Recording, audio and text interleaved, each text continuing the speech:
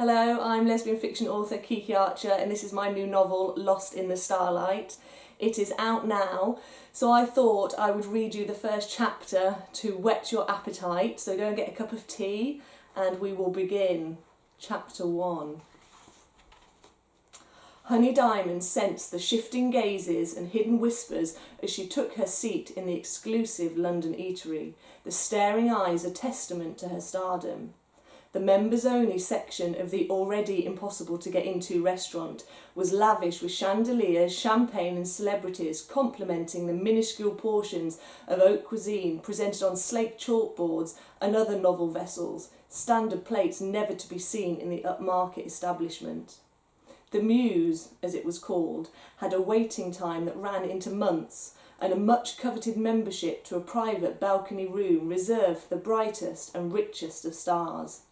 Yet here they were, A-listers in their own right, staring in awe at Honey Diamond, lost at the sight of her beauty. Her glow, radiating from the table in the centre of the room, dazzling through the glitz and glam. Honey was a luminary, a light you couldn't help but admire. Looking towards the sweeping staircase, Honey smiled politely at the watching eyes as she awaited her mother's arrival. It was always the same where Diana Diamond was concerned, a huge entourage planning, preening, preparing and prompting, but none quite able to deliver the package on time. And Diana Diamond was quite the package. If the occupants of the Muse thought dining with Honey was fodder for their fame-hungry friends, they had no clue their anecdotes were about to take a further enthralling turn. Honey heard the bustle and touched her sweeping fringe in preparation. She could hear diners in the public room below, gasping and clapping, the scraping of chairs signalling people were standing in shock, no doubt admiring her mother with over-the-top sycophantic greetings.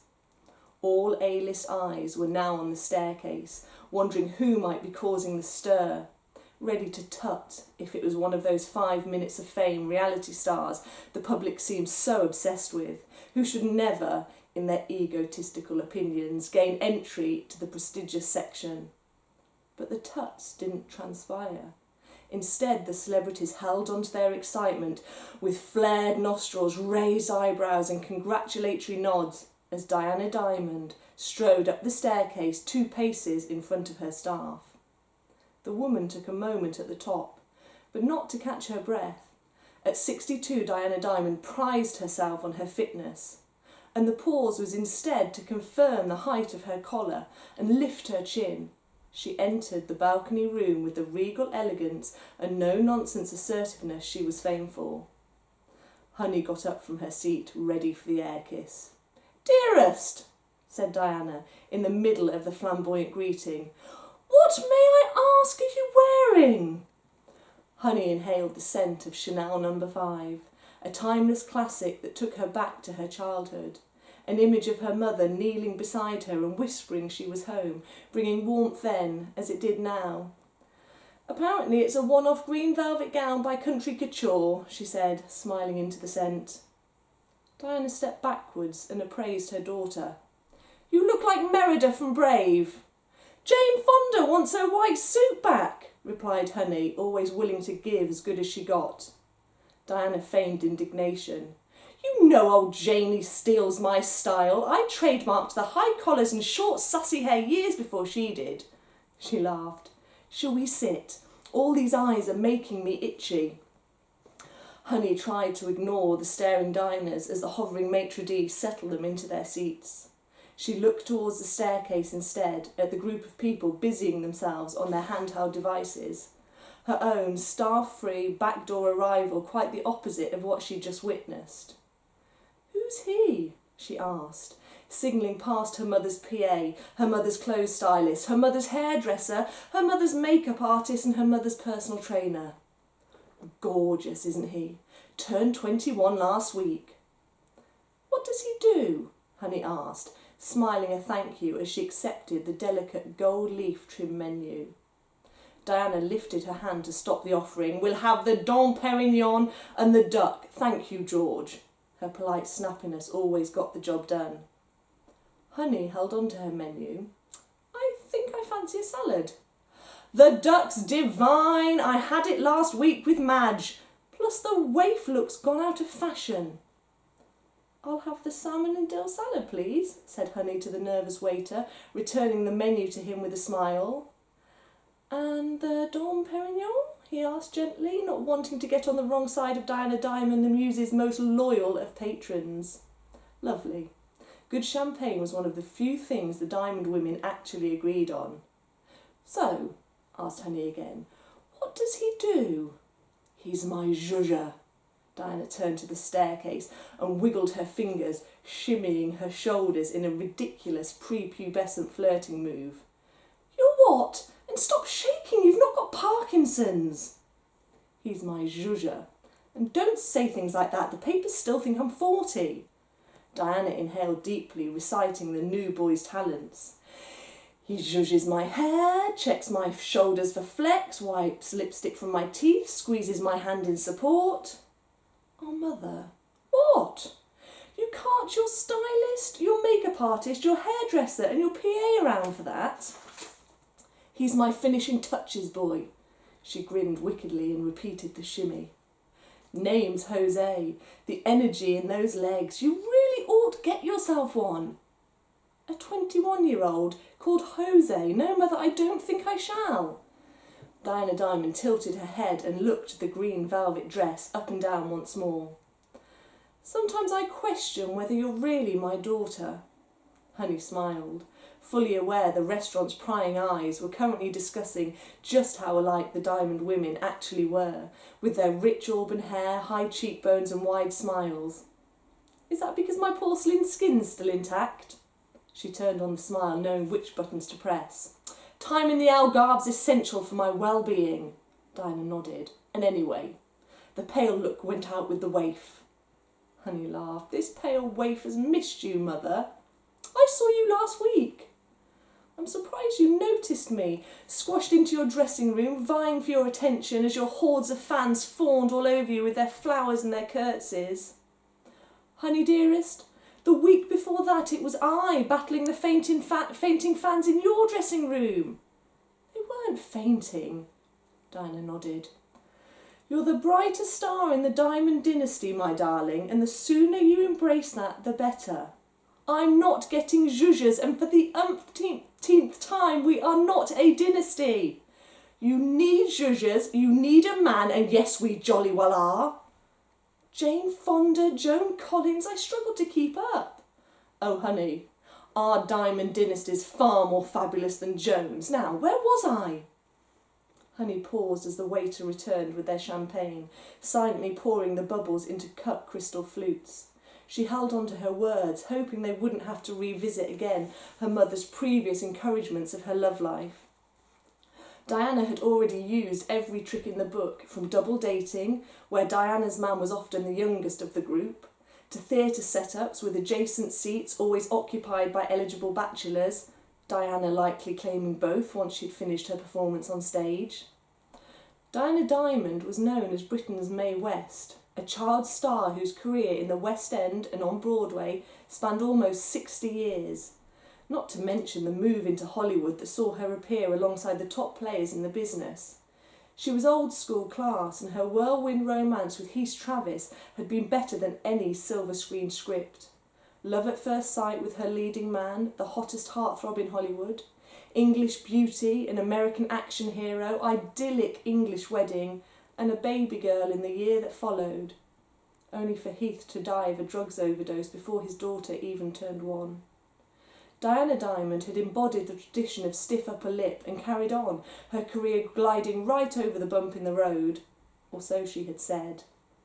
Honey Diamond, the little girl left behind, had one abiding memory, an absent mother, always away, always performing, the gentle bedside whisper and warm timeless scent the only things capable of closing her wide eyes under the covers.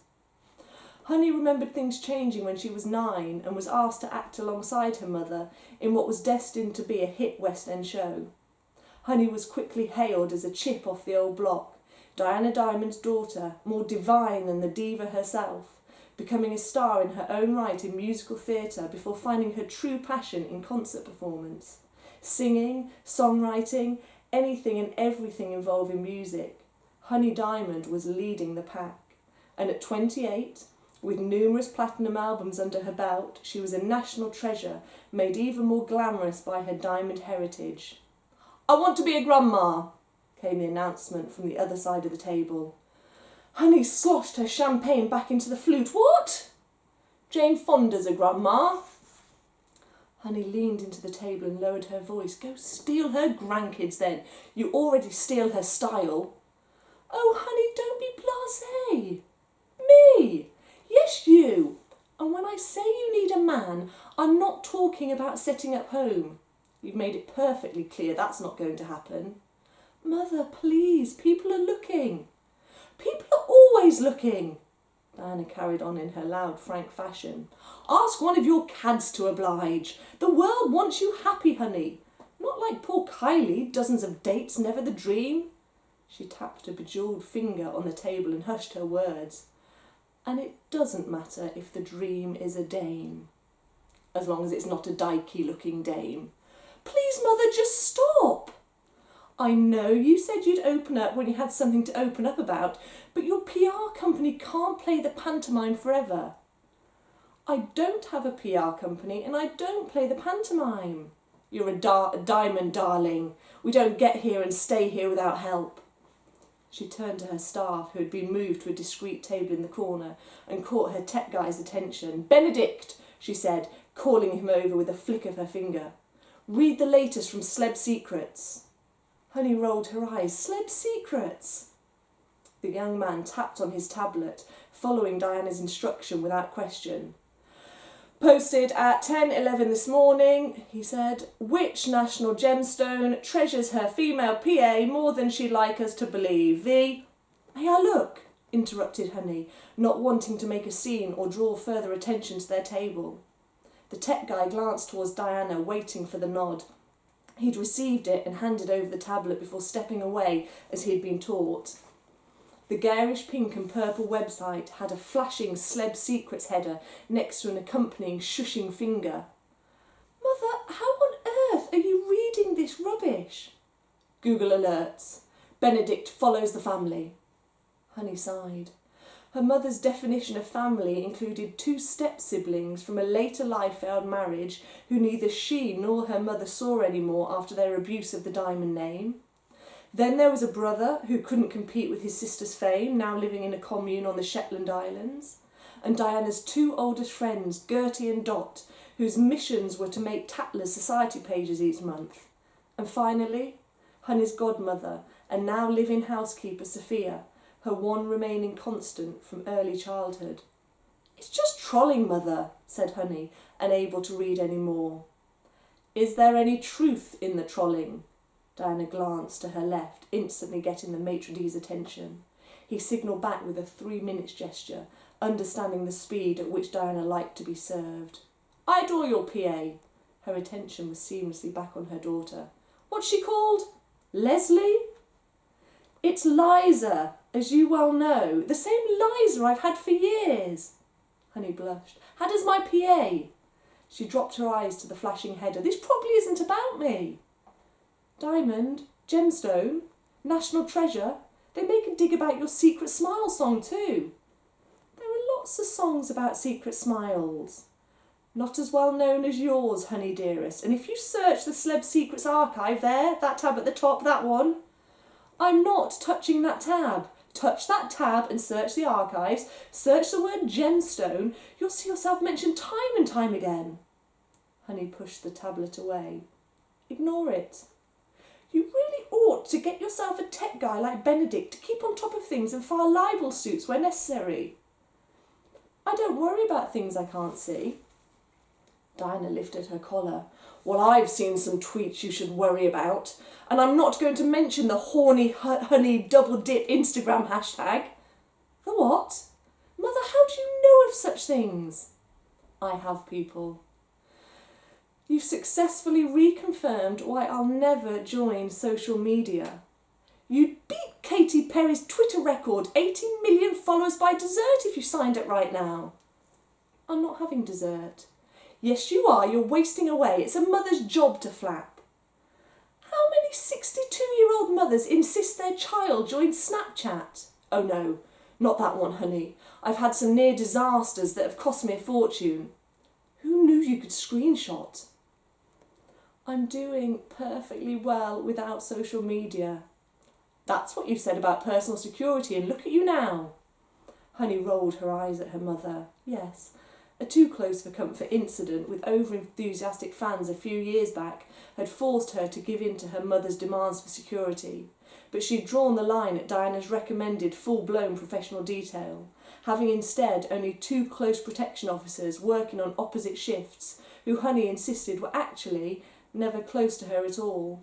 They didn't travel with her, they weren't pictured with her, they were just in the background if ever she needed their help, which since said incident she hadn't. And that's a waste of their time and your money. Do I pay for your men? Honey laughed. Often you've tried. But if we're talking about Alan and Andy, then once again I'll reconfirm to you that I don't need them. Just like I don't need social media. I live my life in a totally different fashion to you, Mother, and it works. I'm doing okay. Diana Diamond held on to her words and looked across the table, taking a moment to appraise her daughter. I'm sorry. You are. I just think with your success you could get a huge following. I have a huge following. They follow my music, my shows. They don't need to see what I'm eating for breakfast or what I score on a Facebook "What kind of pizza are you?" quiz. But you'd have influence. I have influence. Even more influence. Why? I'm the UK's most successful female recording artist.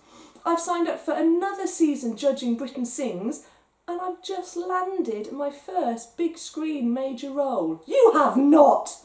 Excuse-moi. The duck and the salmon and dill salad, said the maitre d', presenting both dishes on interestingly shaped platters. Not now, George! Snapped Diana, her tone softening as her nostrils filled with the delicate aromas. Come back in 5. Mother, it's fine. The maitre d' moved away without question. Why am I not involved? You know my influence in Hollywood. Honey pulled her eyes from the disappearing food back towards her mother. I wanted to do this on my own. She smiled, her annoyance quickly slipping away. It's a big screen musical. Think Moulin Rouge meets Sleepless in Seattle. You have the lead? Honey nodded. Oh, darling, that's fabulous. Diana turned towards the diners, who had been straining their ears to pick up any valuable tidbits they could pass on to their friends. No need to earwig. I'll shout it loud and clear. She's got the lead. Hollywood musical is singing When Harry Met Sally type thing. Mother! Honey reached across the table trying to pull the fanfare back in. What? I'm proud of you. You never let me crow. Look. Honey shook her head. Out come the iPhones. No doubt trying to get an exclusive with someone or other. Give an interview then. Beat them all to it. You know how I feel about interviews. The tablets on the table burst to life, tringing with red notifications. Benedict appeared without being summoned. May I? He said, reaching for the gadget. Honey caught sight of her name and beat him to it. Surely it doesn't happen that quickly. I'd rather you didn't, Ma'am. Ma'am. Diana addressed her daughter's scornful look. It's what I like staff to call me, except for Jose. He calls me... She stopped. Give him his tablet back, dearest. Honey clicked on the notification and the Sleb Secret site flashed up. Which secret lesbian has landed her first Hollywood role? Is this the end for the pretty PA as the sparkling treasure moves to LA? And that's the end of the first chapter. So if you do want to know what happens to Honey Diamond and her mother Diana Diamond and the rest of the characters in the gang, then please go and take a look. Okay, I'm Kiki Archer, bye! Yet here they were, A-listers in their own right, staring in at... No!